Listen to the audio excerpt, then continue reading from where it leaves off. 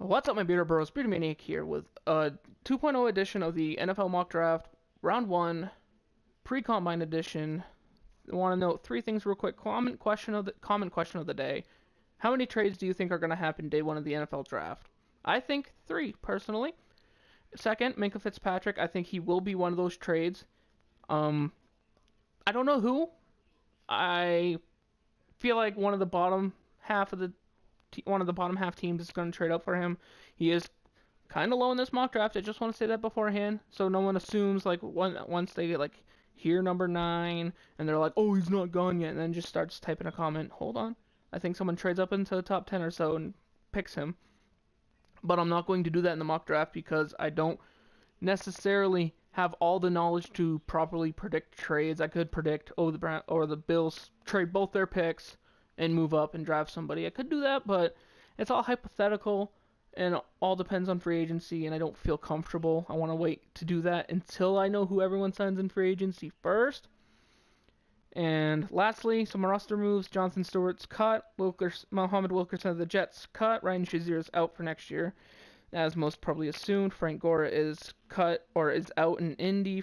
Matt Forte for New York Jets retired. Mike Glennon's most likely getting cut from the Chicago Bears, and the Broncos are interested in Su'a Craven, safety of the Washington Redskins. There's some interest there. Also, Dontari Poe and Taylor Gabriel are likely out in Atlanta, and Tyrann Mathieu, the Cardinals being oddly non-committal about him. Anyway, guys, let's go into the draft. Hope you're ready. Be gentle if you're going to roast me too hard. Now, quick note, if you are a fan of any of these teams, besides the Kansas City Chiefs, since you don't have a first-round selection, or the Houston Texans, since you also don't have a first-round selection, let me know who you think your team should pick. And eventually, I hope that this becomes kind of a community-based mock draft, where just give me like a statement, like, hey, I'm a Miami Dolphins fan. I think we should select Tremaine Edmonds, inside linebacker out of Virginia Tech, because he's amazing, and this is why he'd be replacing who, something like that, and we can talk about it and kind of morph this mock draft together, so it's not just my opinion, it's everyone's opinion. It'd be kind of nice to do that, kind of like a community event almost. But anyway, let's start. Number 1, Cleveland Browns, with the first overall pick, select Saquon Barkley, running back out of Penn State. I had him going number 1 in the last one.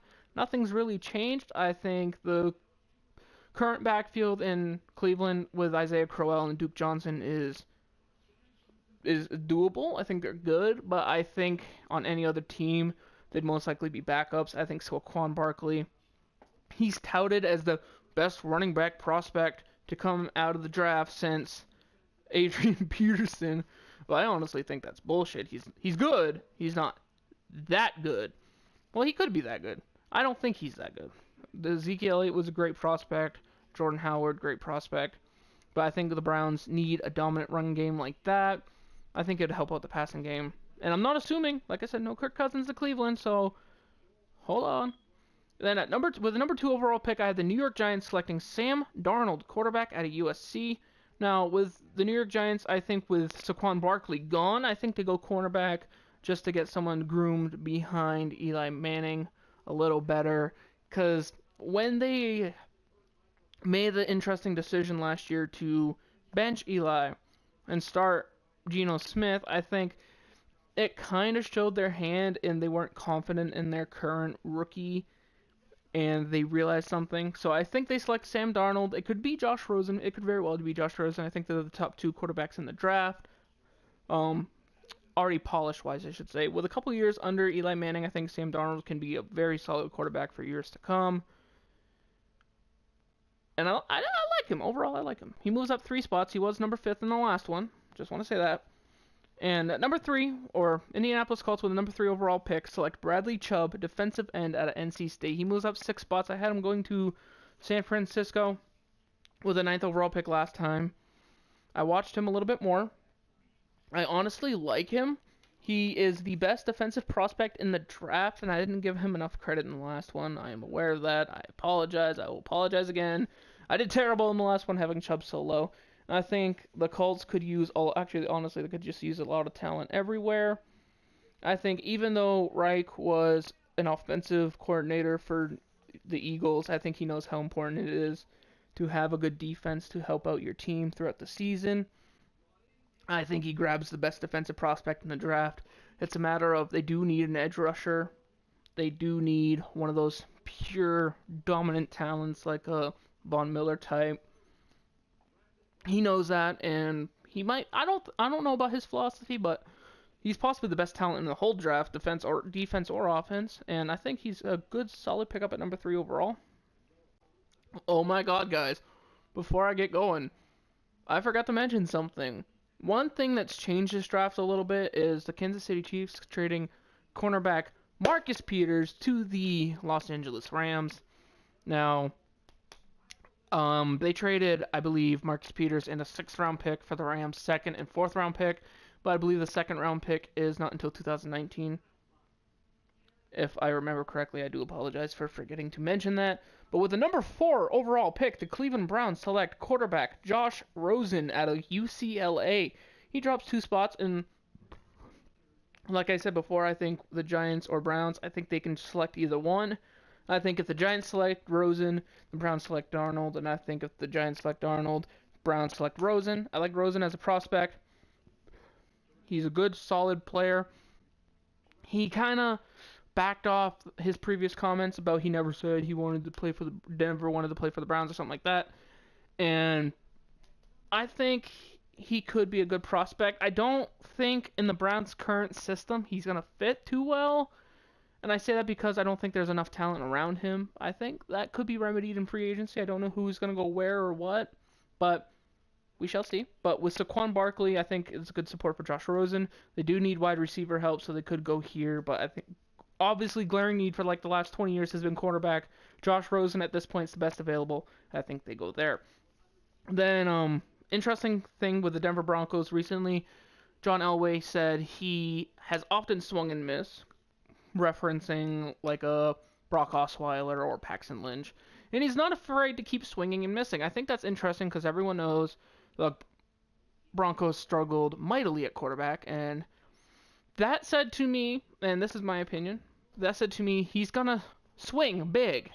And he's not afraid if he's going to miss.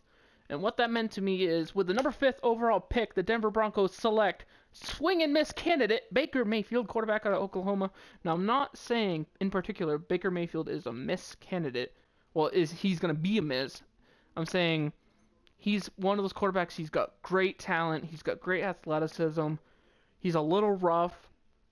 And in the wrong system, I think Baker Mayfield would be a bust. But in the Broncos system, if they keep Emmanuel Sanders and Demaryius Thomas, I think he could very well be a hit. He could be a very solid quarterback. I don't know if he would start year 1 for Denver, but he would definitely be a solid starter for years to come, hopefully. But like I said, could very well be a miss, and it could be a system thing and to be the reason why he was a miss. Tough pick, but I think Elway's going to swing hard. He could go anywhere.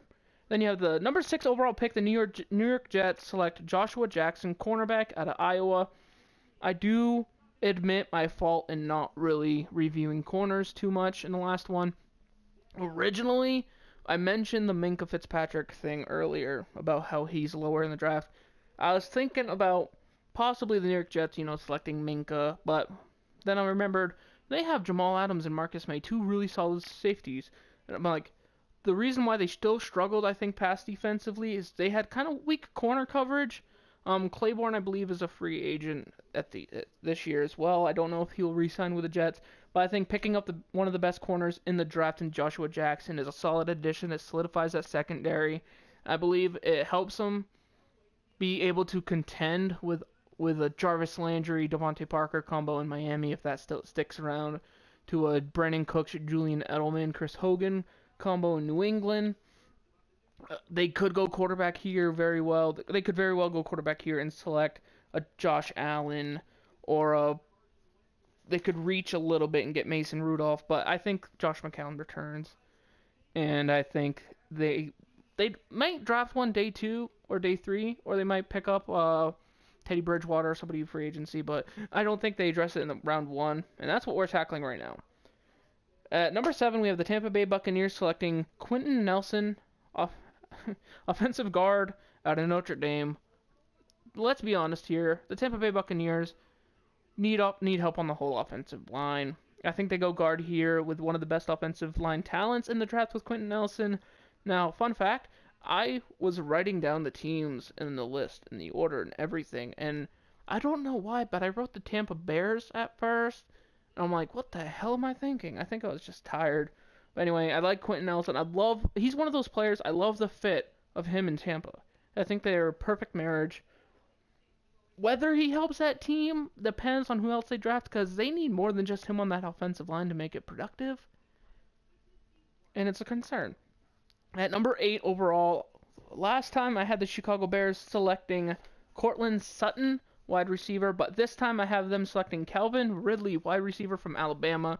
He's not necessarily the best wide receiver prospect, but I think he's a good fit for Chicago. I had him going to New York last time, but with the New York Jets picking Joshua Jackson this time, Ridley slides down 2 spots to the Chicago Bears. I think he's a good fit.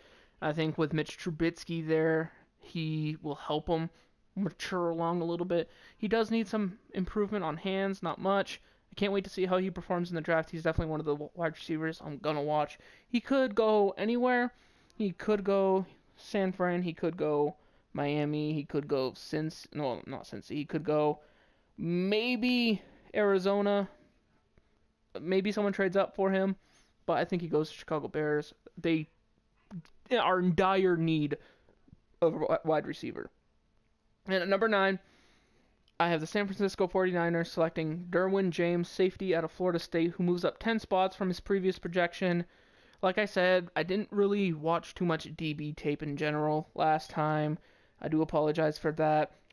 I think he's a good fit for San Fran. I think they need a safety. And this was one of the teams, I will admit. It was, for me, for San Fran, it was between Derwin James and Minkah Fitzpatrick. I went Derwin James just because I think he would fit John Lynch's mold. Not mold necessarily. He'd fit his idea a little bit more. I think they need more of a safety than necessarily a free safety. I think he's a good fit for that 49ers defense. And if you look at last year's draft with Reuben Foster being one of the top picks for the Niners, I think they're concentrating on getting their defense solidified. If they have a dominant defense, especially when you're facing teams in your division like LA or Arizona with David Johnson or Seattle with the mobility of Russell Wilson, you kind of want good backfield help, good safeties, and you want to be able to stop people. You want to have the confidence to stop people. I think Derwin James is the perfect fit. And number 9 and 10 are a coin flip between San Fran and Oakland. I'm still assuming that San Fran will win the coin flip, but when we find out, it's kind of back and forth. I think either way, they pick who they pick. It's not going to change that. Then with the number 10 overall pick, we have the Oakland Raiders still selecting Roquan Smith, inside linebacker from Georgia. Now, Roquan Smith is just like Quentin Nelson. I think he is a perfect marriage for the Raiders. I think John Gruden will love him. I think he provides solid run defense. He is capable of coverage. He's not the greatest cover linebacker, but he's good at covering. He's athletic. He might be able to keep up with some tight ends. I can't wait to see his combine drills. And I think he's kind of... He fits the image of the Oakland Raiders for me. He just fits that image. And number 11 overall pick, we have the Miami Dolphins selecting Josh Allen, quarterback out of Wyoming. And I also struggled with this pick. I very well struggled with this pick a lot. I spent 30 minutes just debating on Josh Allen. He's a really good prospect. He played really well for Wyoming. He's not the most polished passer in the draft. He has a good arm. And then I debated on Ryan Tannehill. He's been injured a lot. He's coming back from a major injury. His 5th year is almost over. Do the Dolphins really feel confident enough in Ryan Tannehill to be like, okay, let's give him a $20 million a year contract? And I came down to the decision.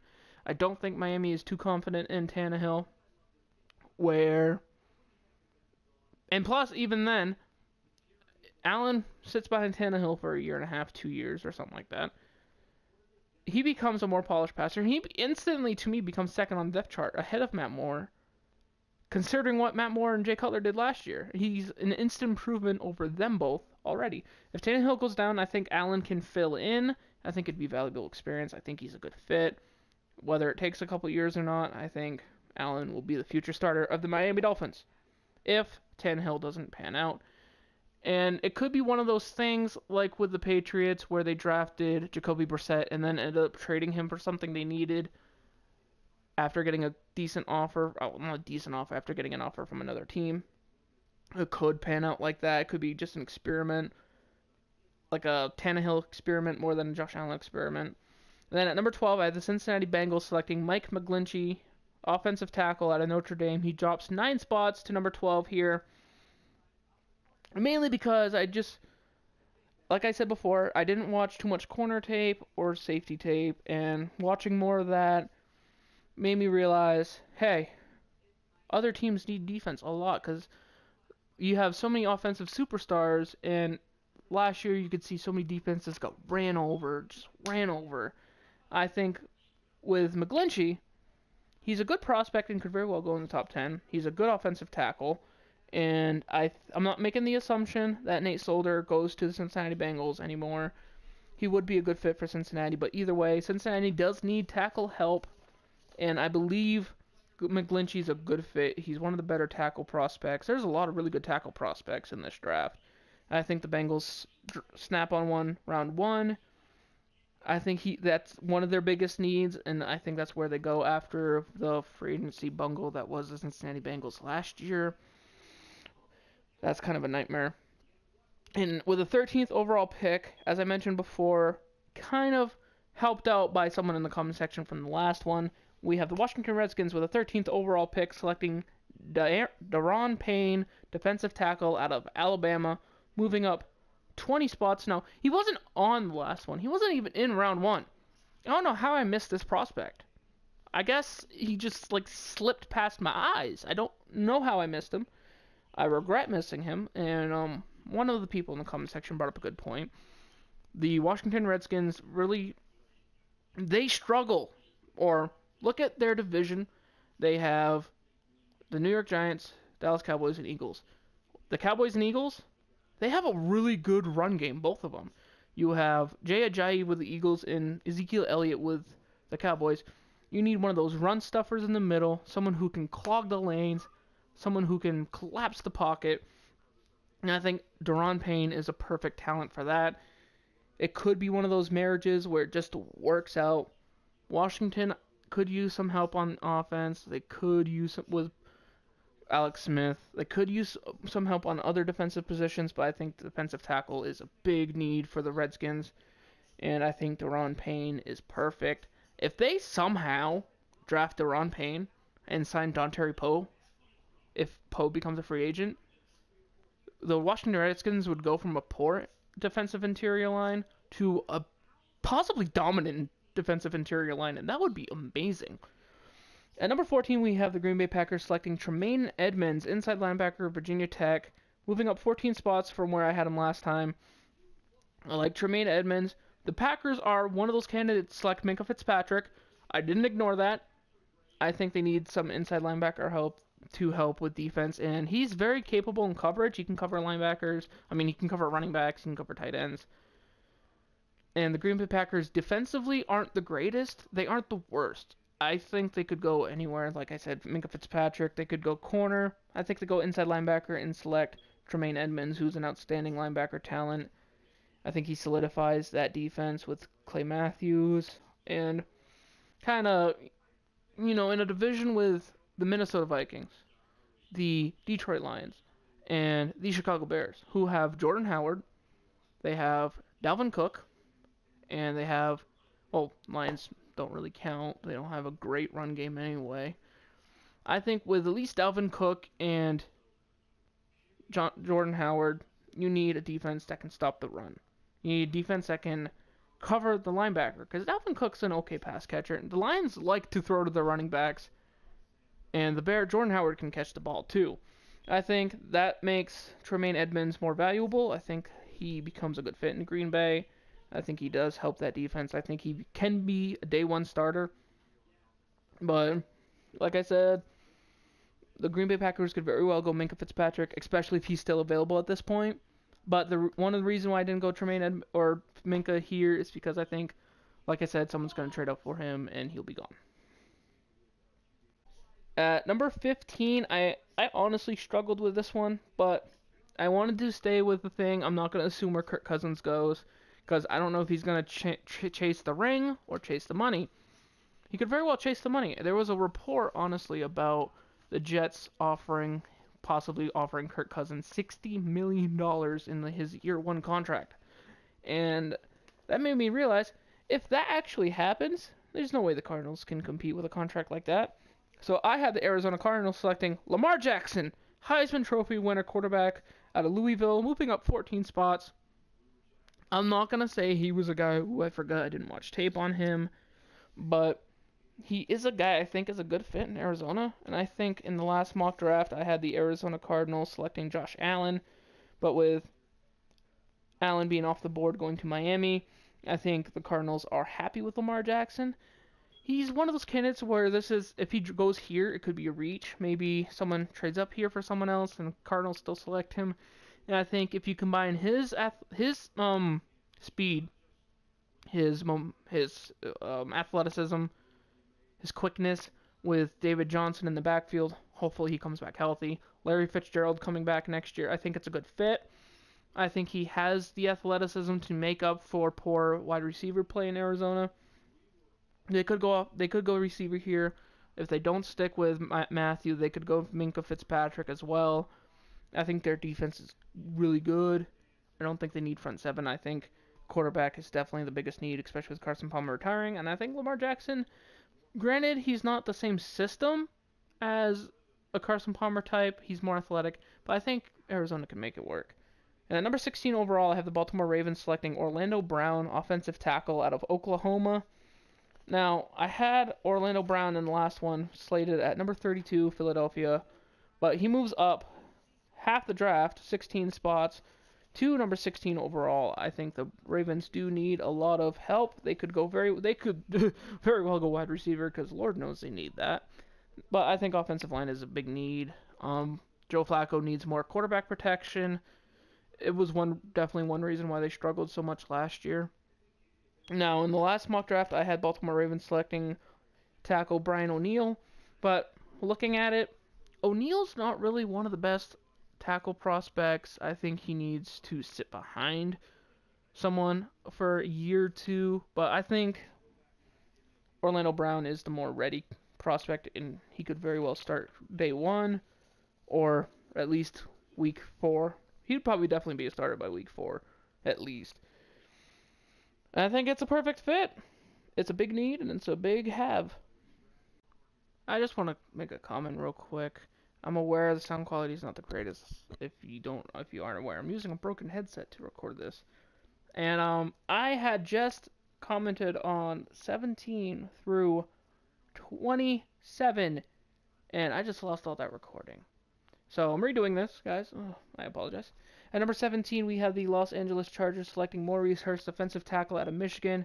He is a steal at this position. He dropped 6 spots. Pairing him with Joey Bosa and Mark Ingram is a juicy thought for sure. That solidifies that defensive line. Definitely makes them a contender for the playoffs. And I think it gives them a defense that could stop anybody if they could solidify that secondary in free agency, that is.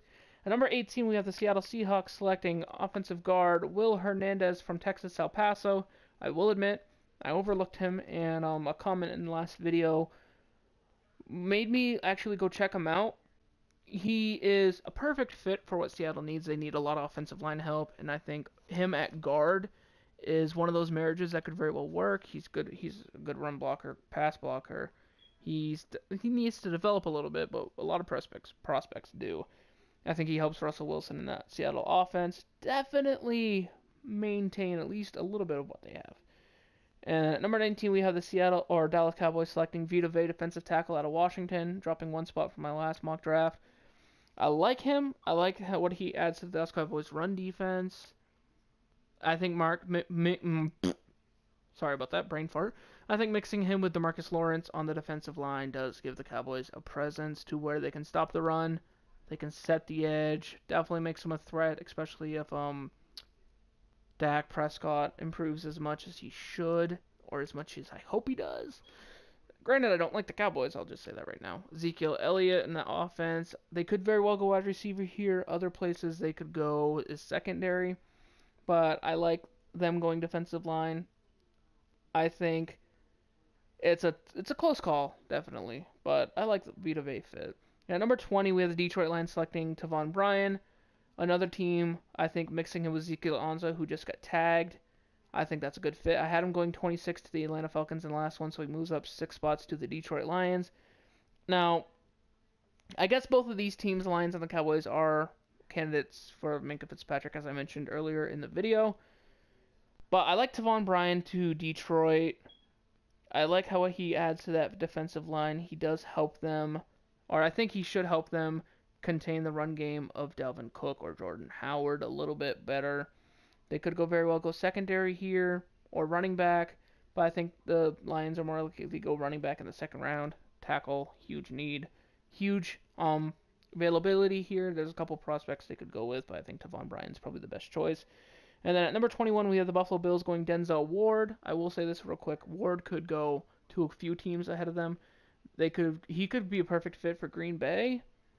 I guess it all depends on where free agency ends and goes. But right now, if Green Bay picks Tremaine Edmonds and not Denzel Ward, then I think Denzel Ward's a perfect fit for Buffalo. He pairs well with Tre'Davious White. I think it gives them. They could do it where they have Denzel on the right, Tre'Davious on the left, or have them side specific, or they could match up with the top 2 receivers of almost any team. I like his length. I like his athleticism. He's very tough. He's a good ball. He's not necessarily a ball hawk, but he's good. He's a solid player, and in Buffalo, I think he can make it work. And then at number 22, we have the also Buffalo Bills selecting Cortland Sutton, wide receiver out of Southern Methodist, moving down 14 spots. I had him going number 8 overall to the Bears last time, but Sutton is one of those wide receiver prospects to where he doesn't look the greatest. He's not the worst. He's a good definitely a good wide receiver prospect. I think he gives the Buffalo Bills a little bit of breathing room. If you look at that offense, they could go quarterback here. I don't think at this point there's a prospect you draft in the first round at quarterback. Look at Kelvin Benjamin, Zay Jones, and you look at the rest of their wide receivers, and I just get the thought in my head: if you're gonna compete for the division and you're gonna compete for the playoffs, you're gonna need Zay Jones and Kelvin Benjamin out there nearly 100% of the snaps. Getting Cortland Sutton alleviates some of the stress. If, heaven forbid, Kelvin Benjamin or Zay Jones goes down with an injury, gives them a solid move to wide receiver number 2. Gives Zay Jones and Benjamin where they could sit down a series or sit down a couple plays, get some rest, stay fresh for the fourth quarter, and he's got good size to him. Depends on who's throwing him the ball. He could very well have a nice, solid career. I don't think he's going to be one of the best receivers ever in the league, but he's definitely going to be a solid starter for a good 7-8 years at least. And at number 23, I think the leading candidate to trade up for Minkah Fitzpatrick, free safety out of Alabama, the Los Angeles Rams. I'll say this now.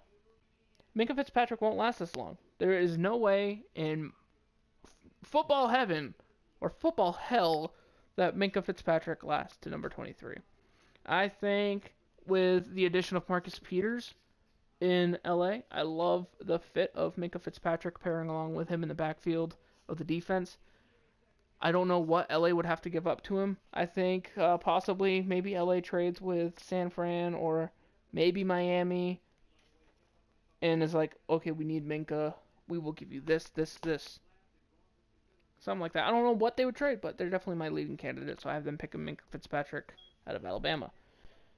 Carolina Panthers, number 24 overall pick. I have them selecting Connor Williams, offensive tackle out of Texas. I think he can play left tackle, or right tackle. He moves up 9 spots because he wasn't in the first round mock draft last time. I like the fit here, and offensive line help is a big need for Carolina. They need it to. They definitely need better pass protection for Cam Newton. They need to better protect Cam Newton, or they could very well end up with an Andrew Luck like quarterback who gets sacked so much that eventually starts piling up and he starts getting hurt. And you don't want that because Cam Newton is a solid quarterback with good protection. He can get you to the playoffs. He can win you the division. He's proved that already. But they don't have that. They could also go wide receiver here, but like I said before with other teams, I think second round is probably a better fit for wide receiver for Carolina. And then number 25, another candidate, honestly, to trade up for Minkah Fitzpatrick. I have the Tennessee Titans selecting Marcus Davenport, defensive end out of UTSA. Moving down 13 spots, he was originally, I had him selected number 12 overall by Cincinnati Bengals in the first mock draft. But I think he's a good fit in Tennessee. I think he's a good edge setter. He can rush the passer. He's definitely very capable of that. Now, Tennessee, I think, honestly needs all sorts of defensive help. Maybe corner, maybe linebacker, maybe safety. Now, if a Tennessee Titans trade for Minkah were to happen, I think most likely they would probably trade a player like DeMarco Murray, who is probably available for most teams. Now, teams that would be maybe interested in DeMarco Murray, maybe a San Francisco 49ers, maybe an Oakland Raiders team, maybe a Denver Broncos team. Who knows? I don't think Denver trades out of number 5. What the fuck am I talking about? Maybe like a San Fran or something. Maybe they move up to number 9, select Minkah, but I have them with Marcus Davenport at number 25. I think they stand still and don't give up too much, because if they do trade DeMarco Murray or get rid of DeMarco Murray, I think they'll want probably more than just that. And then you have the Atlanta Falcons at number 26, selecting Harrison Phillips, defensive tackle out of Stanford, moving up 7 spots because he wasn't on the board last time. He's not one of my top 32 prospects, I will admit that right now, but I think he's the best defensive tackle left on the board at this point. I think defensive tackle is going to be a huge need for Atlanta Falcons. I know I said no to little assumptions, but with Harrison Phillips possibly out, with Dontari Poe possibly out in Atlanta, I think Harrison Phillips is a solid fill-in. He's not as good as Dontari Poe, because I'm not going to make an assumption of, oh my god, he's as good as Dontari Poe. He's out when he hasn't played a snap in the NFL. I think he's a good fit for that defense. He's athletic. He's got good size. And in that division, when you have Kamara and Ingram and Cam Newton and Christian McCaffrey, you need a defensive tackle who can stuff the inside. And I think Harrison Phillips can manage that. It might be a little bit of a reach, but I think it's a good fit. And then at number 27, another good fit. Same as the last mock draft. Hate me if you want. New Orleans Saints, I have them selecting Mason Rudolph, quarterback out of Oklahoma State. I'm making the assumption, well, I'm not making the assumption, I'm making the analysis that Mason Rudolph is kind of like a ball of clay prospect. He's got a good arm, he's got good talent, he's got good across-the-board metrics, or whatever you want to call it. I think sitting him behind Drew Brees for a couple of years, I'm not going to say, I'm going to cool the Jets a little bit. I'm not going to say it's going to result in Aaron Rodgers behind Brett Favre kind of thing. But it could result in kind of like a Jimmy Garoppolo behind Tom Brady kind of thing, where no one was really high on Jimmy Garoppolo, but then he sat behind Brady for a couple of years, and then all of a sudden everyone's high on Jimmy Garoppolo. I think he'd be a solid replacement for Drew Brees whenever he decides to call it quits, and I think he's a solid. I think he instantly becomes a solid backup at least. Definitely a cheaper option than signing a Glennon to like a $15 million contract to be a backup. And then at number 28, with Ryan Shazier being out for next year, I have the Pittsburgh Steelers selecting Rashaan Evans, inside linebacker out of Alabama. Not so much a reach. I think it's just a better fit here. I think they need an inside linebacker help. It proved costly once Shazier went down. That became a major weakness for the Pittsburgh Steelers. And if Shazier comes back healthy, and even if it's 2019 or 2020, I just hope, first of all, he has success in his rehab. I think Rashaan Evans kind of pairs well with Shazier, or becomes a very capable backup for Shazier. But under the drastic assumption Shazier can't come back 100%, or he doesn't come back at all, I think Rashaan Evans is a good fit. He pairs well in the front seven with the TJ Watt kind of player. And he's decent in coverage. I think he's decent in man coverage. I'm not so sure right now about his zone capabilities, but I like him. Linebacker, I don't think offense is a huge need for Pittsburgh. They could go corner or safety here, but Rashaan Evans, with Shazier out, I think fills in that void, at least for now. And at number 29, we have the Jacksonville Jaguars selecting James Washington, wide receiver out of Oklahoma State. He drops 15 spots from last time I had him, originally going 14th to Green Bay, but like I said, I'm not going to make the drastic assumption that Green Bay, to save salary cap room, cuts one of their wide receivers. I will wait until that happens to do something about it. Because you don't want to be like, oh, Patriots are going to, cut Julian Edelman because he's old, and then be like, oh, they're going to select James Washington. No, I'm not going to do that. Allen Robinson, I believe, is a free agent. Marquise Lee is a free agent. I think Jacksonville needs a little bit more depth at that position. Dede Westbrook did perform better than I thought last year. I think having another solid length or athletic option in James Washington provides Blake Bortles with more weapons. And what's wrong with more weapons on offense, especially in a league like this? They don't really need any help on defense, so I can't really go there. They could go running back for a better backup for Leonard Fournette, but they could go offensive line, but they already have a lot of talent there. They could go quarterback, but I don't think there's another quarterback left in this draft currently that's worth a first-round pick. I think James Washington, one of the better receivers still on the board. I think he goes there. And then at number 30, we have the Minnesota Vikings selecting Colton Miller, offensive tackle out of UCLA. I had him going here. There's something about Colton Miller to the Vikings. I love that fit. I love what he provides to the offensive line. He could be a solid third tackle, just waiting to replace someone if they go down. He could be definitely solid fill-in, like Adrian Waddle was for the Patriots last year. And I do make a lot of Patriot comparisons because that's who I watch every week, the New England Patriots. He could be one of those tackles, or he could fill in, I think, immediately if they need someone there. Depends. Offensive tackle is an important position, and honestly, in this kind of league, offensive tackle, you want a backup who is capable of being a starter. You don't want to have the Dallas Cowboys issue of last year where your backup tackle is so bad that once your starter goes out, it just kills your team. I think he becomes a solid starter or a very, very solid backup here. And then at number 31, we have the New England Patriots selecting still Ogbonnia Okoronkwo.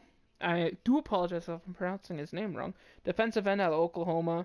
I think he provides a solid edge presence for the New England Patriots. They could very well go linebacker here or tackle, where Nate Solder and Adrian Waddle and I think Fleming are all free agents. But I like their edge presence. Their defense was an issue last year. If they can manage to bring back James Harrison, and if Dietrich Wise improves as much as he has, gives them another player for that rotation, some athleticism. Kind of reminds me a little bit of Chandler Jones a little bit, but a lot of people used to say Chandler Jones is a little overrated here, so I don't want to make too many comparisons. But I'm not going to say he's going to have 12.5 sacks a year. I think he's a good edge setter, and I think one of the Patriots' major needs, besides corner or whatever, is someone who can set the edge. They struggled with that a lot against mobile quarterbacks last year. And at number 32, the Philadelphia Eagles, who really don't need anything or too much at all. I have them selecting Marcel Aitman, wide receiver out of Oklahoma. I like his size. I think he's 6'4". He's over 6 foot. They could go anywhere here, and I made a note of that. The Eagles could go anywhere here. They really could. I think it's all about depth with this pick. And at number 32, last year we had the Saints pick an offensive tackle who stepped in right away. But I believe behind an Alshon Jeffrey or behind a Torrey Smith, I think Marcel Aitman gives them another big wide receiver. And for the next 4 or 5 years, I think he's a cheaper option at wide receiver than necessarily Torrey Smith because he's getting older and things like that. Even if this year or next year Aitman's a third option, I think he can fill in admirably as the number 2. He could be a career number 2, and that's not necessarily like you want to say like, oh, my first round pick's going to be a guaranteed wide receiver 2 for the rest of his life. He's never going to be a wide receiver 1. Aitman's capable of being a 1, but I think he'll be a better fit at a 2. And with the Eagles, with Carson Wentz throwing him the ball for the next 9-10 years, I think it's a good fit, and that rounds up the draft. Anyway, guys, like I said, if you're going to roast me in the comment section down below, at least don't be too rude. No, like, foul language, please. This is kind of more of a PG channel. Anyway, guys, let me know who you want your team to pick. It's a tough choice. A lot of talent. Combine's about to start. Some measurements are happening today. Um, yeah. Anyway, guys, have a good day. Peace.